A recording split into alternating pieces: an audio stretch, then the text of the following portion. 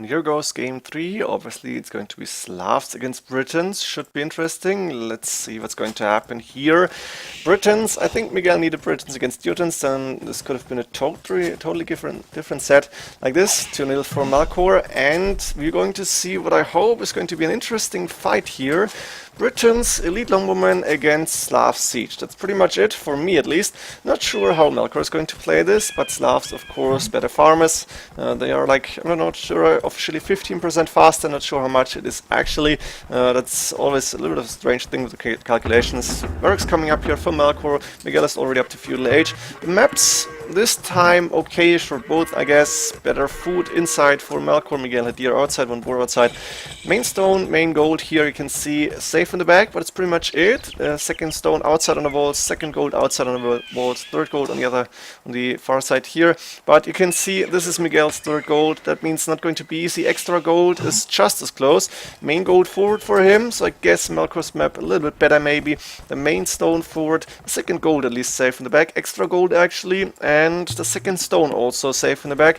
That means that main stone not too close to the walls. Miguel should be able to get a castle up if he wants to. Miguel is the first to go up to Castle Age. This time no stables for him. Makes sense. With the Britons you don't really want to go in that fight. We're going to see at least 2 extra TCs, one on the main stone actually, and one on the woodline, beautiful TC spots. Miguel can see his stone, he can see his extra gold, good scouting for him, that's what we expect here. And I think he can also see his third gold. No, he can't, and that's one sign when you can't find your third gold and have scouted all your base. That means it's usually pretty far away.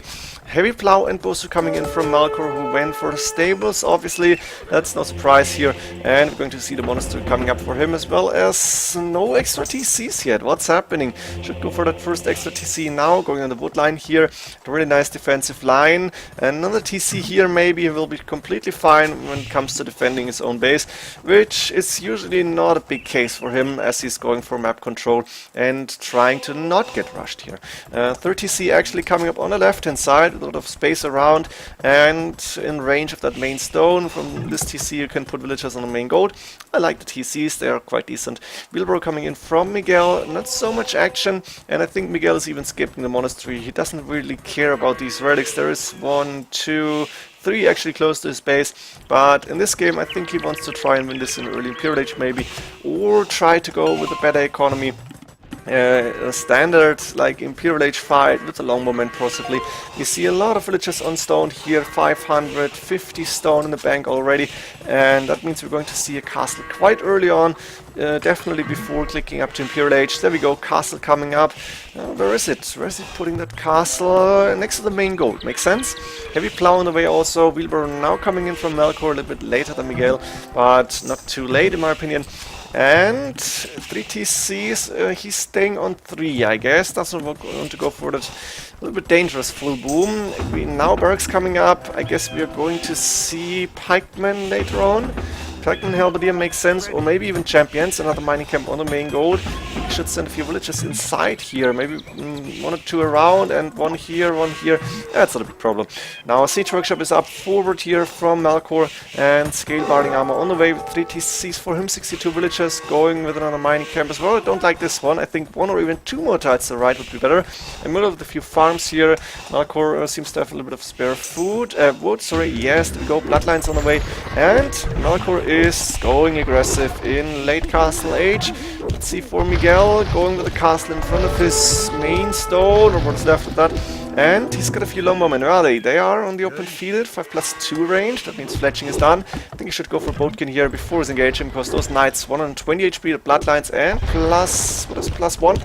So, not easy to counter that, but with that castle, 1 on the left, 1 on the right, he should be fine. And actually he's going for archer range, he's not going for longbowman, or what? Archer's coming up, that means arbalest here. I disagree, I don't really like to see the arbalest when you have 2 castles up already. I think with the early Imperial Age he should have opted for elite longbow. That's not happening. I'm a little disappointed to see that. I think the Miguel of the early ages wouldn't have gone for Arbalest here, because you can see that, oh, nice catch here from Melkor. Miguel, a little bit careless. sending his longbowmen outside, and those knights will take down every last of those longbows before actually retreating, and they didn't take too much damage because it's only crossbowmen, and that means yeah, I don't think Arbalest can do a lot here. Let's see. Scorpions, Mangonels, what are we going to see from Melkor? Bracer Arbalest away from Miguel, of course, and I hope to see Yeoman soon. The main stone has a lot of idle villages now on the forward main stone. I think he should try to go for a second stone, which is in the back here, is already with villages on that one. That castle should not go up. I don't think Melkor will be, I think Melkor will be able to stop that. And Scorpions on the field against the Arbalest, they are doing a reasonable damage here, but they should go down really fast. That's 7 PS armor against 9 attacks, 10 attack from this Arbalest. But maybe Melkor is going for the heavy Scorpions immediately. Got a lot of wood in the bank, needs more food. That castle is a bad idea at this point, and yeah, Miguel doing the right thing. He is retreating with the villagers. I think he should put that castle a little bit more defensive, a little bit safer to maybe go for Longbowmen eventually later on. Yeah, Arbalest, I don't really like those. Castle now coming up on the right-hand side, and Miguel is going for the extra gold, which is a bad idea. He needs pikemen. I'm not sure why he's not doing any pikemen halberdier right now. Heavy Scorpion on the way, and Heavy Scorpions, 7 pierce armor. Are they going down as fast? Not sure. They're doing a lot more damage. Arbalest need to go into the castle. Yes, Cavalier is done, and Iron Casting Capram on the way. If you're going to see early siege rams, then I think Miguel will lose this game. Melkor right now, 33 against only 17 military units. The first trebuchets coming up from Miguel to counter that castle in the middle here. But Melkor is repairing, and he's sending in the Cavalier. Miguel is actually calling the GG. I don't like his choice of going Arbalest. I wanted to see Longbowmen, Halberdier, maybe even Onagers, but you don't really need them. Trebuchets with Warwolf would have been good. Like this, Arbalest, not the first choice in my opinion, and Melkor actually didn't really need to go for the heavy Imperial Age units. He went for heavy Scorpions, okay, let's be fair. Very strong games by Melkor. Miguel tried his best, but I think he needs a little bit more practice to be able to compete with Melkor right now, and I guess he wants to focus on his team games, on the ECL and on the Brazil team. So I hope you enjoyed these 3 games, 3-0 for Melkor. See you in the next game, see you in the next set, and GG.